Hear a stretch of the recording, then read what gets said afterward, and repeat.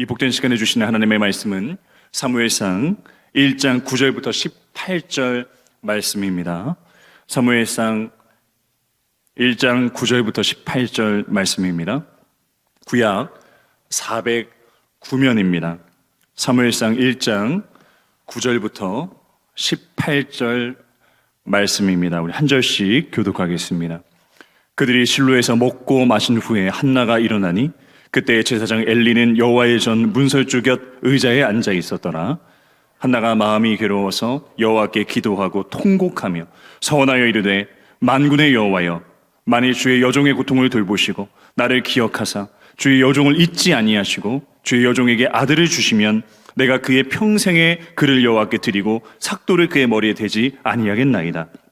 그가 여호와 앞에 오래 기도하는 동안에 엘리가 그의 입을 주목한즉 한나가 속으로 말하며 입술만 움직이고 음성은 들리지 아니하므로 엘리는 그가 취한 줄로 생각한지라. 엘리가 그에게 이르되 네가 언제까지 취하여 있겠느냐? 포도주를 끊으라 하니 한나가 대답하여 이르되 내 주여 그렇지 아니하니이다. 나는 마음이 슬픈 여자라. 포도주나 독주를 마신 것이 아니요 여호와 앞에 내 심정을 통한 것뿐이오니 당신의 여종을 악한 여자로 여기지 마옵소서. 내가 지금까지 말한 것은 나의 원통함과 격분됨이 많기 때문이다 하는지라. 엘리가 대답하여 이르되 평안히 가라.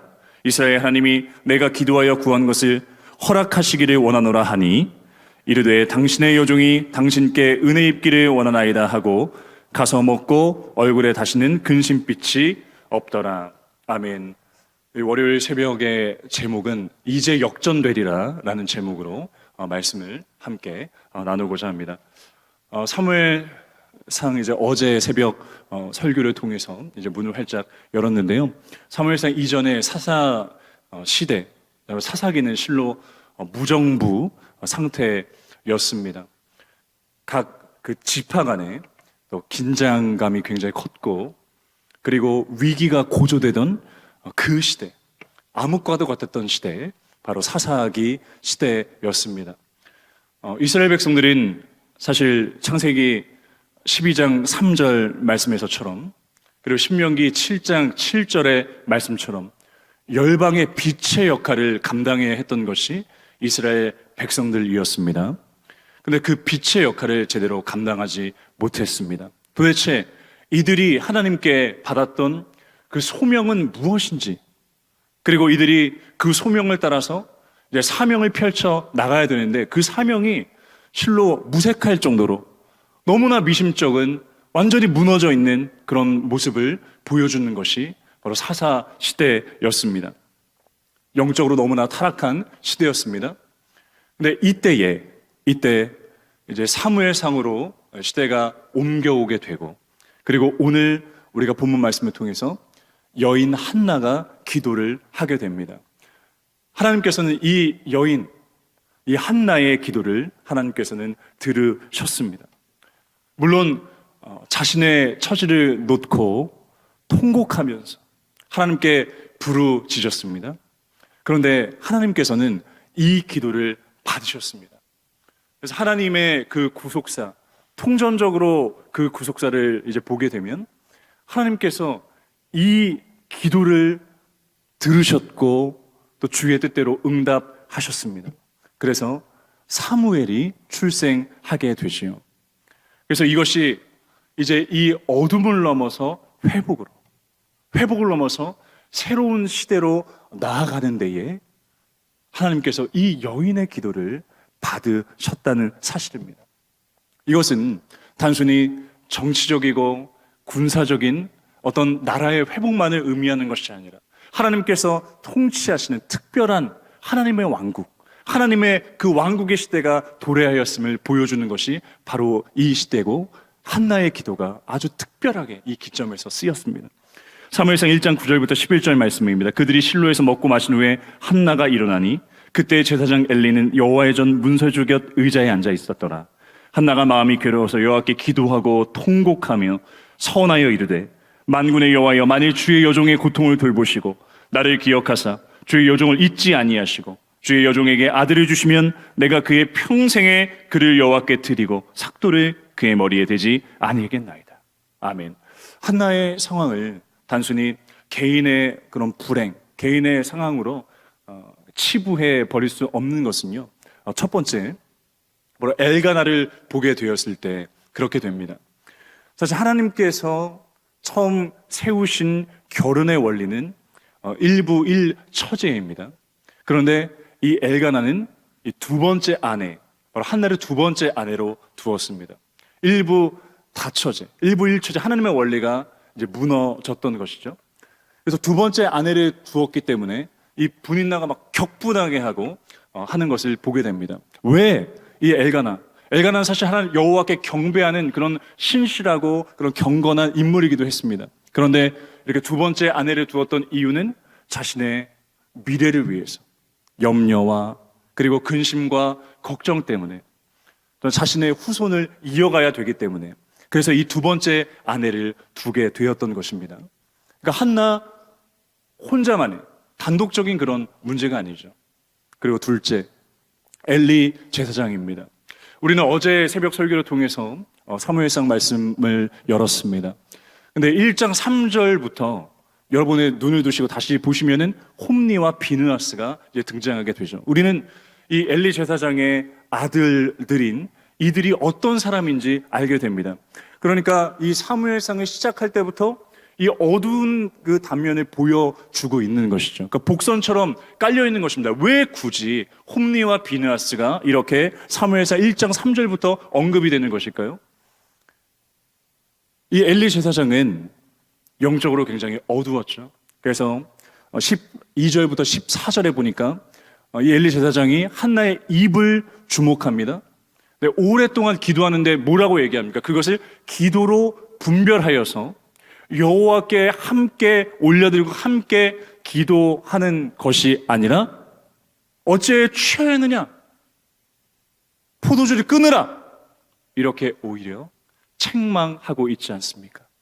너무나 대조되는 모습입니다. 여인은 이 마음을 어찌할 수 없어서 하나님 앞에 모든 것을 토로하고 통곡하는 그 기도를 드리고 하나님 앞에 겸비되어 잠잠히 나아가지만 엘리 제사장은 영적으로 어두워 분별하지 못했습니다. 그러나 하나님께서는 이 통곡함으로 기도하는 이 여인의 기도를 들으셨습니다. 단순히 이것은 개인의 불행이 아니라 이 시대 속에 하나님께서 이렇게 진지하게 주님 앞에 통곡으로 드렸던 이 기도를 받으셨습니다. 그래서 이 불행을 넘어 회복을 넘어서 새로운 시대로 하나님께서 열어가시는 기점으로 이 기도를 사용하셨습니다. 여러분, 지상에 계실 때에 통곡으로, 그 심한 통곡으로 기도하셨던 분이 누구십니까? 바로 예수님을 떠올리게 됩니다. 예수님께서는 히브리서 5장 7절 말씀에 보니까 구원하실 이에게, 바로 하나님 아버지께 심한 통곡과 눈물로 기도와 간구를 올리셨던 것이 바로 우리 사랑의 예수님이십니다. 예수님께서는 강청하는 그 기도를 들으셨습니다. 그래서 우리가 2025년 오늘 새해 이제 2월 3일입니다. 그러니까 이때 우리가 기도할 때 오늘 이 여인의 기도의 핵심을 우리가 꽉 붙들기를 원합니다. 15절 말씀을 보니까 여호와 앞에 기도했습니다. 우리 기도의 정말 유일한 롤 모델 되시는 우리 예수님. 예수님께서도 하나님 아버지께 간구하셨습니다. 특별히 예수님의 제자들을 뽑으실 때에 그때 10시간, 11시간 밤새 기도하시고 그리고 이제 응답을 받으셔서 그 제자들을 뽑으셔서 제자들과 함께 복음을 전하는 그 공생의 사역을 하시게 되시죠. 그리고 예수님께서 그 하나님 앞에 통곡으로 또 겟세마네 동산에서 기도하시고 이제 십자가를 지시게 됩니다. 우리는 이 기도의 핵심을 붙잡게 됩니다. 하나님 앞에 기도하셨으면 좋겠습니다. 나의 기도가 아니라, 내 자녀의 기도가 아니라, 누구누구의 기도 제목을 받은 누구누구의 기도가 아니라 하나님의 기도를 하시는 저와 여러분 되시기를 주님의 이름으로 축복합니다. 하나님 앞에. 예수님의 기도를 우리가 또 잠깐 살펴보면 누가복음 2장 22장 39절에 예수께서 나아가사 습관을 따라 감람산에 가시며 제자들도 따라갔더니 누가복음 5장 16절 말씀에 예수는 물러가사 한적한 곳에서 기도하시니라. 아멘. 여기서 미완료 시제가 쓰였습니다. 이것은 그냥 어느 때에 예외적으로 한 날에만 기도한 것이 아니라 습관적으로 기도했다는 것을 보여주는 그 시제가 미완료 시제이고요.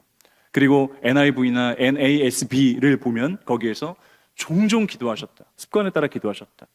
그래서 우리가 오늘 한나의 기도를 통해서 그리고 우리의 롤모델 되신 그 예수님의 기도를 통해서 배우는 것은 여호와 앞에 기도하셨으면 좋겠고요.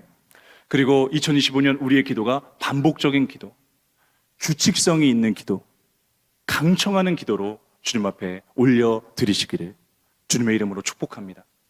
이 여인의 이 강청하는 기도, 이 한나의 강청하는 기도를 하나님께서는 받으셨습니다.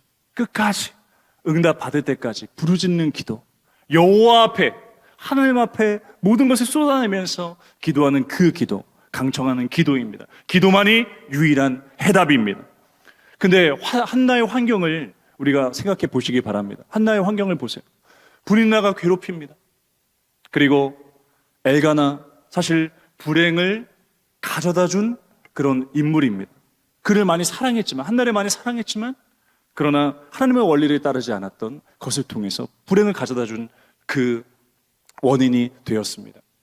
그리고 한나가 16절 말씀에서 오늘 뭐라고 말씀하냐면, 엘리에게 나를 악한 여자로 여기지 마소서, 악한 여자로 여기지 마소서. 이것을 해석하면은요, 벨리알의 딸입니다. 날 벨리알의 딸로 여기지 마소서. 그 정도로 이렇게 영적으로 타락했던, 이런 정말 기도할 맛이 나지 않는 이때에 한나는 더 열렬하게 기도했습니다. 이때에 역전되리라. 역전의 놀라운 역사가 일어나게 됐습니다. 사랑하는 여러분, 정말 기도를 놓고 싶을 때, 근데 오히려 더 기도하셨으면 좋겠습니다. 우리가 당연히 일이 잘 풀리고 그냥 평안할 때 그때 기도가 잘 됩니다.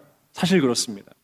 그리고 어떤 우리가 기도하는 것들이 응답받았을 때 그때 감사를 드리게 되고 또 찬양을 하게 되고 더 탄력을 받아서 기도하게 됩니다. 근데 응답받고 나면 어떻게 되나요? 우리의 소원이 이루어지고 나면 어떻게 되나요?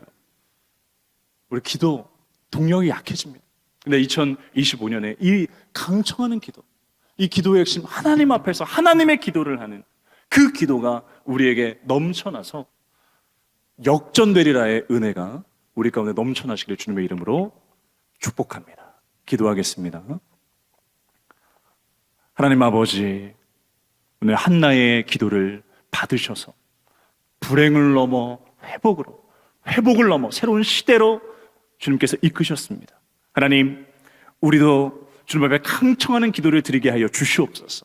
그리고 어느 때에만 기도하는 것이 아니라 어느 때에만 특별하게 뒤흔드는 기도를 하는 것이 아니라 늘 여호와 앞에서 통곡하고 늘 여호와 앞에 토로했던 한나처럼, 그리고 기도의 롤모델 되신 예수님처럼 규칙성과 반복성으로 기도하게 도와주시옵소서.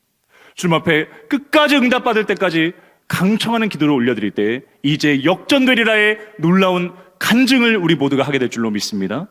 오늘 이번 한 주간도 모든 중독을 끊어내게 하시고 경건하게 주님께 영광 돌리게 하여 주시옵소서. 예수님 이름으로 기도드립니다. 아멘.